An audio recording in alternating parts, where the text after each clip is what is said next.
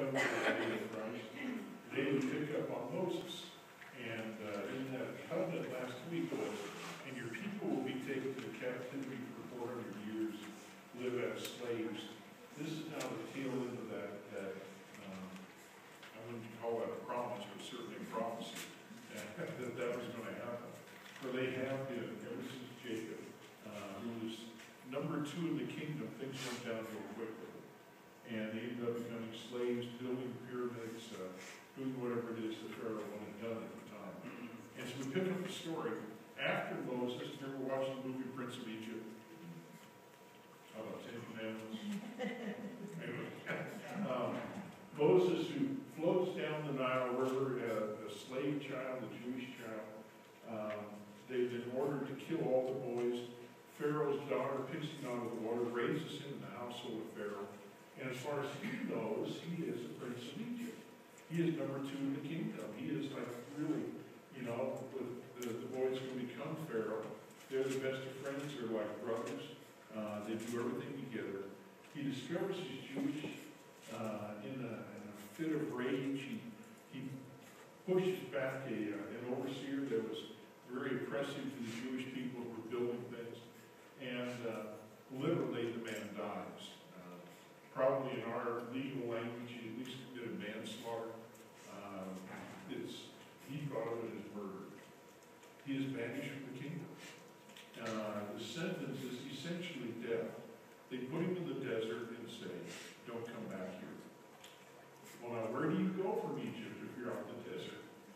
Well, he had kind of northeast and kind of did his best. He ends up on the Sinai Peninsula, that big kind of, trapezoidal thing hanging down there from Jerusalem. And there at the very bottom of that is where Mount Horeb is, or Mount Sinai, probably where we receive the 10 Commandments later. So that's where we pick up the story. He's been herding sheep for 40 years. And I think that's enough time with sheep. He seemed to enjoy it, a very relaxing life. And it said most, the background picture, by the way, is from Andrew Wesley, who's an artist in India. And if you look, it's on the cover, you think there's the detail. This is Moses right there, the little dog. So that's where he's kneeling down in front of the burning bush. And that's his sense of the way, if he did in the Himalayas, that's the way it would look. I think all work is local, all faith is local, isn't it? In some way, I always think of Jesus climbing a mountain, and it looks a lot like Mama's feet. So it's kind of where you are in the mountains you have, fills in the blanks in the biblical story. Moses was shepherding the flock of Jethro, his father-in-law, the priest of Midian. He led the flock to the west into the wilderness, and he came to the mountain of God, Horeb. The angel of God appeared to him in flames of fire, blazing out in the middle of the bush. He looked, and the bush was blazing away, but it didn't burn up. Moses said, "What's going on here? I can't believe this. Amazing. Why doesn't the bush burn up?" God saw that he had stopped to look. So God called him from the middle of the bush. "Moses, Moses." He said, "Yes, I'm right here." And God said, "Don't come any closer. Remove your sandals from your feet. You're standing on holy ground." And then he said, "I am God, the God of your fathers, the God of Abraham, the God of Isaac, the God of Jacob." Moses hid his face, afraid to look at God. And God said, "I've taken a good long look at the affliction of my people in Egypt. I've heard their cries for deliverance from their slave masters. I know all about their pain. And now I have come down to help them, to pry them loose from the grip of Egypt, to get them out of that country, to bring them up to a good place with wide and open spaces." If I were Moses, I'd be sitting there saying, "Yes, what a great vision. That's terrific. A land lush with milk and honey, a land of the Canaanites, the Hittites, the Amorites, the Perizzites, the Hivites, and the Jebusites. The Israelites cry for help has come to me, and I've seen it for myself, how cruelly they're being treated by the Egyptians. It's time for you to go back." That's where the conversation began. That's where all of a sudden everything shifted. You ever talk with God and God says all the right words until he says, "You, I want you to be doing this." And Moses was like,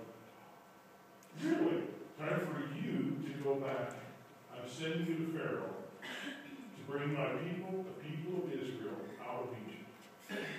Moses answered God, why me?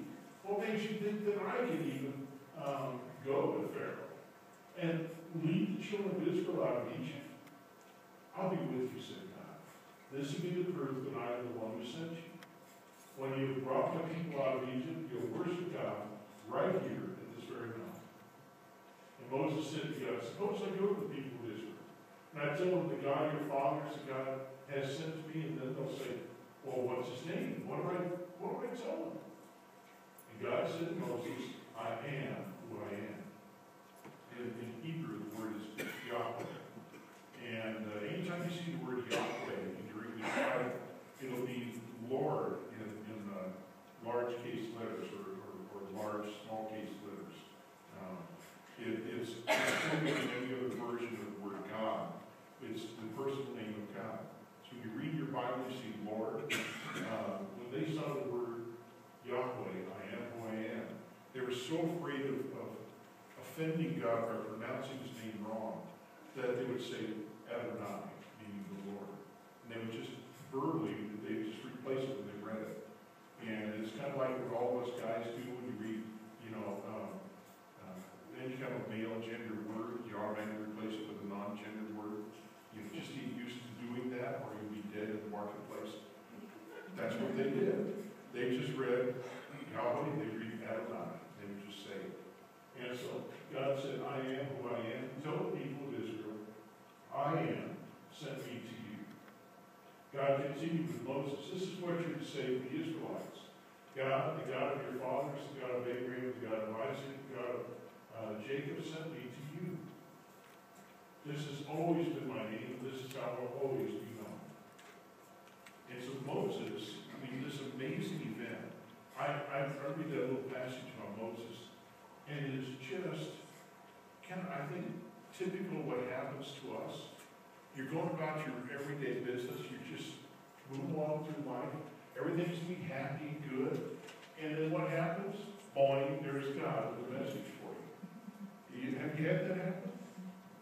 You all of a sudden you get a hunch, I should stop and cut that person. I should talk to that person. I should write something about what I'm just thinking. I can't go along with what this group is deciding to do. I need to take a stand.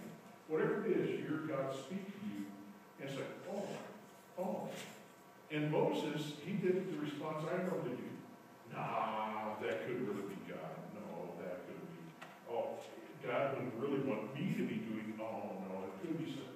And what does Moses do? As you read along, you find a long string of excuses. Oh, you're not wanted for murder, I can't go back there. God says, no sweat, I'm in charge of punishment and justice. I pronounce you okay, come, you're going to go. Well, no, I can't go back there. I'm really an introvert. I just like being on the mountain sheep. I'm going to live here. No, that's not your game plan. That's not the way I set it up. Well, maybe it's time for vacation. I'm really going to go over to, no, this is your trip of a lifetime. This is what you're called to do. I created you for this. I've crafted you for this. I've trained you for 80 years. Wouldn't you, like at 80, you think maybe you could get some time off? No. God calls you like a really big thing.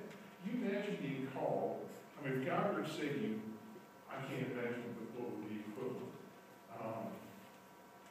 If we were back in the time of the Revolutionary period, and God says, I want you to stand up and just bring about this whole nation separated from Great Britain. And you might have some help, but you can believe it. Just go out there and do it. And I go, oh, thank you. I think the place that doesn't exist called Canada. I'm going to go there. You kind of come up with all sorts of reasons why you want to go. Moses did that. It didn't make any sense at all how a guy that has a staff and sheep is going to lead an entire nation out from the most powerful land in the world. Pharaoh was equivalent to the President of the United States. He had that much power. He had that much control. That strong military, that big an economy. Egypt was the center of the world at that time. And they had it all. And then tell Moses, you better get down there and I'll just lead you. I'll be with you. When God calls you, God equips you. When God calls you to something, God gives you the resources you need, and you can pull it off. There's no job too big that God can call you to that He doesn't back you up and make it happen. And you read the rest of the book of Exodus, it's this wondrous story of God being with Moses every moment along the way. Moses said, I'm stuck. I can't go up talking for good, I'll have your brother speak for you. I mean, he couldn't even, I don't even know if Moses really had a brother named Aaron. But he sure got involved in the story like that. What do you think he said to Aaron? Hi, your brother's going to bring you a lot of messages that are really hard to hear. You get to go there and say it to the king. You know? Oh, good luck, you know. So that whole thing is God calling Moses away from a really safe, normal, pleasant type of occupation, from a place where he's secure and everything is good. His life is just perfect. And now God calls him to probably the most edgy job you could ever do. Where's God called you? Where has He called you to be engaged? So now we go to the next passage. This is Jesus.